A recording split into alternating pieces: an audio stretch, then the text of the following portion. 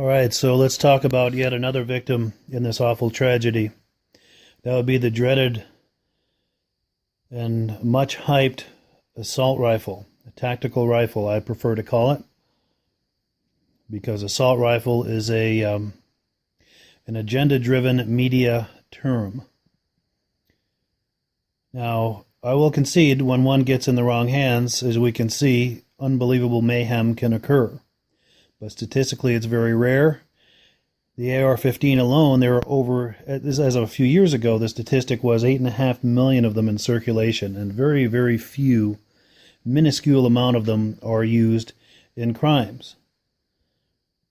Now, people say, why does anyone need one of these things? Well, I'm going to use a nonverbal argument. I'm going to talk, but I'm going to show you some footage of home invasions. Now, people will argue or debate the pros and cons of different types of firearms to be used for home defense in the event of a home invasion. There's pros and cons to pistols, to revolvers, to shotguns, to rifles, and also a tactical rifle like an AR-15. But few can deny that however you want to slice and dice the pros and cons of that, a tactical rifle like an AR-15 is always going to come up very close to the top of the list as being the best features for being a home defense firearm. Now, home invasions happen every day, and they happen much more frequently than a mass shooting. So we are any of us, while the odds are low that any of us could experience a home invasion, the probability of us experiencing a home invasion is much higher than finding ourselves in a mass shooting. So while a mass shooting is an unbelievably heinous crime, it's statistically very rare, and it's probably not very likely we would be in one. I think we should be a lot more worried about a home invasion. I'm going to show you some footage of home invasions. Look at these assholes. Multiple armed criminals, thugs, approaching your home with violent intent. You really want to be defenseless in a situation like this? Do you really, people talk with the magazine capacity and wanting to limit that. And the reason for wanting to limit that is because it could potentially slow the mass shooter down and possibly mitigate some of the damage. Well, that can also work against you in a home invasion. Pardon me. It can work against you in a home invasion. Those precious seconds it takes to change your magazine when you've got multiple armed assailants in your home in front of you could cost you your life. And people say, well, if it just saves one life in a mass shooting, it's worth it.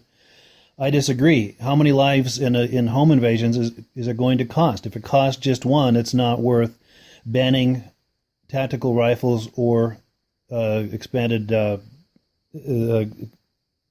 large capacity magazines, is what I'm trying to say. So I'm going to let the footage do the talking. The other advantage to a tactical rifle is its appearance, which is one of the appearance of a tactical rifle is a lightning rod, because it's a sinister looking rifle and it's an intimidating, scary looking rifle, even though it's not even as powerful as most deer rifles. It's scary looking.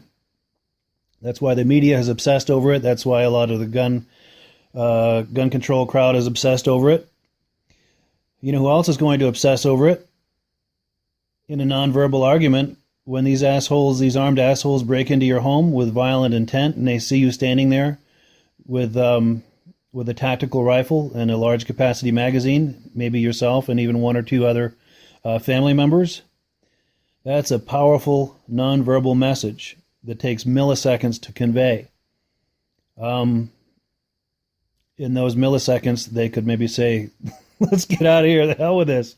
It's just not worth it. And I would rather see that happen and no one get shot than for you to maybe have a revolver or a shotgun with limited capacity, and they might think, hey, let's play the odds. Maybe we can outlast this guy in a shootout. And as is seen in one of the in several of these clips, there are criminals with tactical rifles as well. So you want to at least match them with what they have. Now let me ask you this. Aren't your loved ones worth defending with the absolute best, highest technology that's available? I know mine are. Are yours? And people say, well, what are the odds? You're obsessing over nothing. What are the odds of actually experiencing a home invasion? Or what are the odds of experiencing a mass shooting? Take it one step further. Think about fire extinguishers and seatbelts. What are the odds that you're actually going to have to invoke the life-saving potential of one of those? Pretty darn low. But when the day comes when you need it, you're going to be awfully glad you've got it, and it could very well save the day and save lives. Now, also another comparison with any firearm, comparing to a fire extinguisher or seatbelts, or even life preservers in a boat for that matter.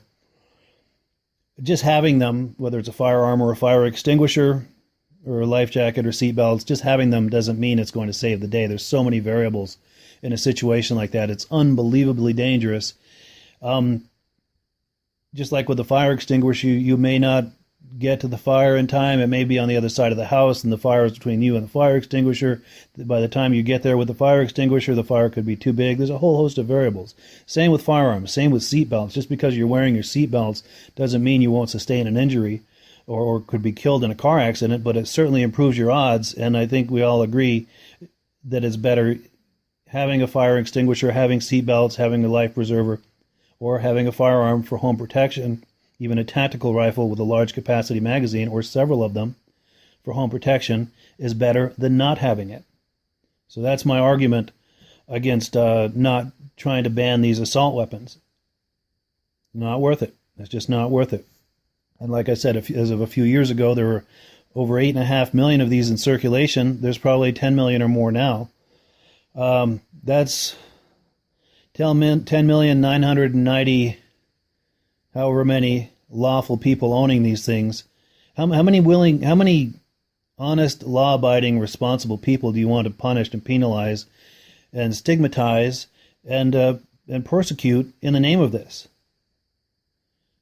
It really is a vendetta. It's a witch hunt. It's a big hysterical crusade against innocent people.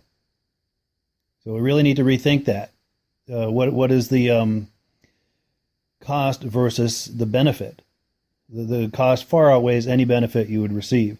And lastly, I'll just say, with these mass shooters, if an assault rifle was not available to them, do you really honestly think that would deter them or stop them from their heinous plans? I don't think it would. And I don't know how much it would mitigate the death toll. Little, if any. Because if someone is really intent on doing something like that, if someone is so conflicted, they want to do harm to others, and it's a premeditated thing like most of these mass shootings are, they're going to come up with a way to get the most bang for their buck and kill as many people as they possibly can, as efficiently as they possibly can. With or without a firearm, with or without a tactical rifle, with or without explosives, driving a car into a crowd of people. There's a whole host of things that someone can do. So blaming a weapon, blaming an inanimate object, is not the way to go. We need to look at the root causes of why people become so conflicted that they want to harm others, and we're going to talk about that in another installment. Thanks for listening.